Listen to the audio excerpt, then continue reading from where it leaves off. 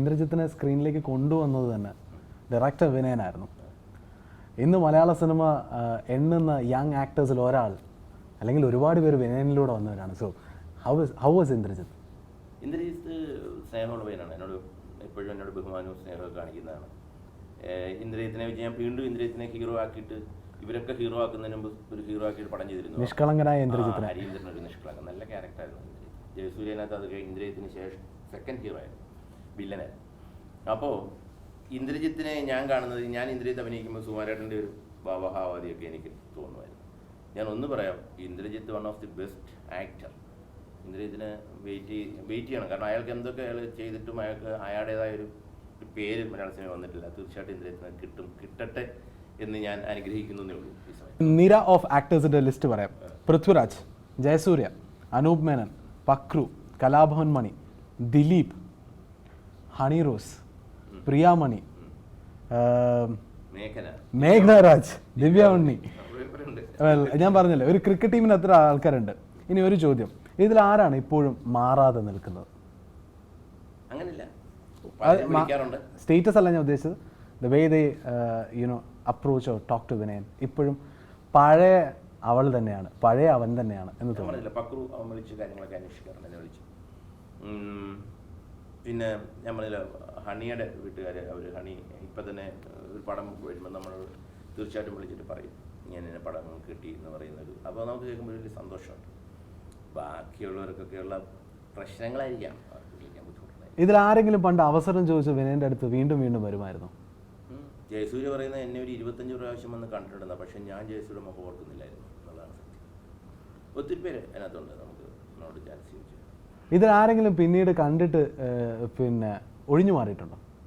ഇല്ല, അങ്ങനെയൊന്നും. സ്നേഹം കൊണ്ടാണ്. ഒരു നടൻ ആദിത്യ ഹോട്ടലിൽ വെച്ച് കോറിഡോറിൽ കൂടി ഓടിപ്പോയി പാത്തിരുന്നു. ഞാൻ അയാൾ ഓടിച്ചെന്നിട്ട് പിടിച്ചു സാറ് ഫേസ് ചെയ്യാനുള്ള ബുദ്ധിമുട്ടുണ്ടല്ലോ, മനസ്സിലായി? എന്ത് ബുദ്ധിമുട്ടെന്ന് പറഞ്ഞാൽ അയാൾ എന്നോട് സംസാരിക്കുന്ന കേട്ടാൽ അയാളെ ഇപ്പോൾ അഭിനയിപ്പിക്കുന്ന ഈ പറയുന്ന ഏതെങ്കിലും സംവിധായകനോ അല്ലെങ്കിൽ ഈ നമ്മൾ പറയുന്നില്ല, അന്ന് അയാൾ ഈ ബി ഉണ്ണികൃഷ്ണൻ്റെ പടത്തിൽ എന്താ അഭിനയിക്കുകയാണ്. അപ്പോൾ ഈ മനുഷ്യൻ്റെ കാര്യമല്ലേ അതോ അല്ലെങ്കിൽ ഏതെങ്കിലും സൂപ്പർ സ്റ്റാറോ കണ്ടിട്ട് ഇയാളുടെ ഈ നമ്മൾ ഇന്നും കാണേണ്ടത് ഈ താരമേധാവിത്വം, ജന്മി കുടിയാൻ ബന്ധം നിലനിൽക്കുന്ന ഏക ഒരു മേഖല ഇന്ന് സിനിമയാണ്. അതിപ്പോൾ മാറിക്കൊണ്ടിരിക്കുകയാണ്. ഞാൻ പറഞ്ഞ എന്താണ്, പണ്ട് ഈ പറയുന്ന ന്യൂ ജനറേഷൻ്റെ ഒരു വേലിയേറ്റം ഇവിടെ ഉണ്ടാകും, അപ്പോൾ ഇതൊക്കെ മാറും, അതുകൊണ്ട് ഇതൊക്കെ കാണിക്കുന്നതിൽ അർത്ഥമില്ലെന്ന് പറഞ്ഞ ആളാണ് ഞാൻ, മനസ്സിലായോ? പക്ഷേ ഇപ്പോൾ സംഭവിച്ചുകൊണ്ടിരിക്കുന്നത് മാറ്റം ഉണ്ടെങ്കിൽ കൂടി ഒരാളെ ഇഷ്ടപ്പെട്ടില്ലെങ്കിൽ ഒരു സൂപ്പർ താരത്തിന് നടന്നു പോകുന്ന വഴിക്ക്, ഒരു സൂപ്പർ താരം നടന്നു പോകുന്ന വഴിക്ക് ഒരു പാവപ്പെട്ട ഒരു ആർട്ടിസ്റ്റ് അവിടെ നിന്ന് എഴുന്നേറ്റില്ല. നടുവേദന കൊണ്ടാണെന്നിരിക്കട്ടെ, എല്ലാവരും എഴുന്നേറ്റു.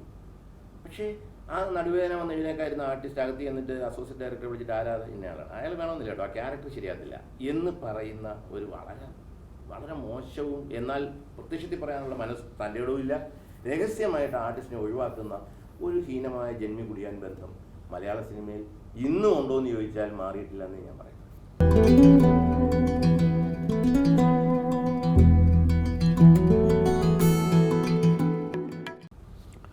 ഇതിൽ ആരെയാണ് എനിക്ക് വീണ്ടും കാസ്റ്റ് ചെയ്യാൻ ഒരുപാട് ഇഷ്ടമാണ് എന്ന് പറയുകയാണെങ്കിൽ?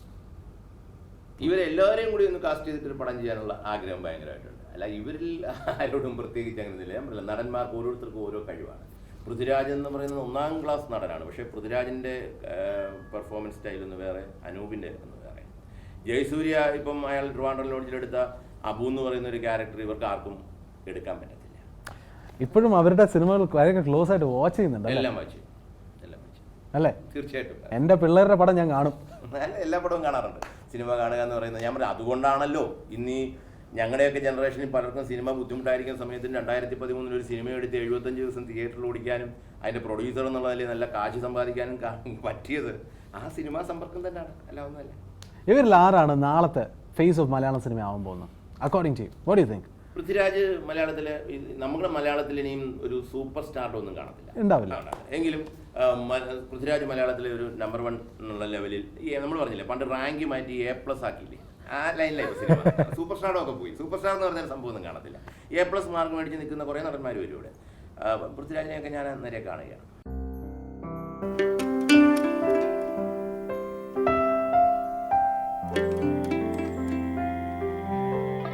ഡയറക്ടർ വിനയൻ ഇപ്പോൾ ഒരുപാട് താരങ്ങളെക്കുറിച്ച് പറഞ്ഞു, ഒരുപാട് ആക്ടേഴ്സിനെ കുറിച്ച് പറഞ്ഞു. ഏതെങ്കിലും ഒരു ആക്ടറിനെ അങ്ങോട്ട് ഫോൺ ചെയ്ത് ചോദിച്ചിട്ടുണ്ടോ, നീ എന്ത് പണിയാടാ കാണിക്കണേ, നീ എന്താ ഈ പറയണേ, ചോദിച്ചിട്ടുണ്ടോ? ഉണ്ട്. ഞാൻ ചോദിക്കുന്നതാണ്, അപ്പം ചോദിക്കും. എനിക്ക് അപ്പോൾ സമയമുണ്ടെങ്കിൽ അങ്ങനെ ആകുന്ന സമയത്ത് ചോദിക്കും, ഞാൻ എന്ത് പണിയാണ് കാണിക്കുന്നത്, ഞാൻ ചോദിച്ചിട്ടുണ്ട്. വിനയനെ വേണ്ടാന്ന് പറയുന്ന അടുത്ത് പോയി ചോദിക്കൂ, എന്തിനാ ചോദിക്കാൻ പോണേ?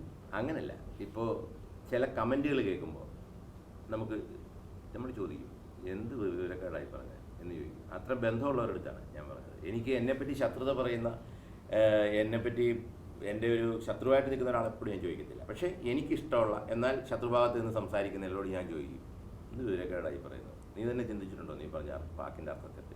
എന്താ മലയാള സിനിമ കണ്ടുപിടിച്ച നീയാണ്, ഇവിടുത്തെ ജനമെല്ലാം അങ്ങ് സമ്മതിക്കണം അങ്ങനെ ഉണ്ടോ എന്നൊക്കെ ഞാൻ ചോദിക്കും. മലയാള സിനിമയിൽ അപ്പോസ്തലൻ നീ തന്നെയാണോ എന്ന് ചോദിച്ചു പോകും നമ്മൾ. ചിലരുടെയൊക്കെ സംസാരം കേട്ടാൽ അങ്ങനെ തോന്നുമല്ലോ.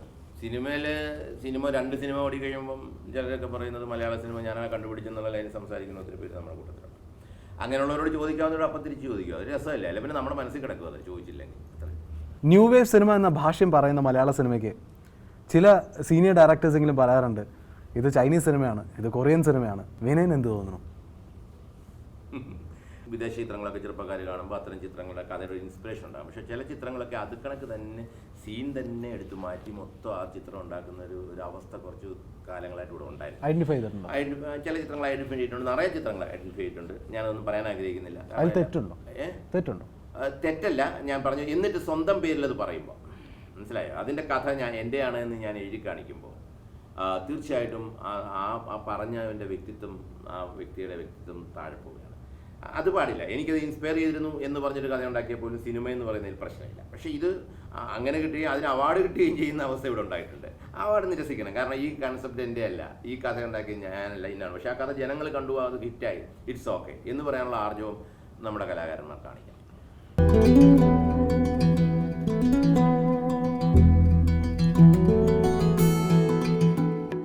100 വർഷം പിന്നിടുന്ന ഇന്ത്യൻ സിനിമ ഓർക്കുന്ന ഒരു സിനിമ ഞാൻ എടുക്കണം എന്ന് തോന്നിയിട്ടുണ്ടോ?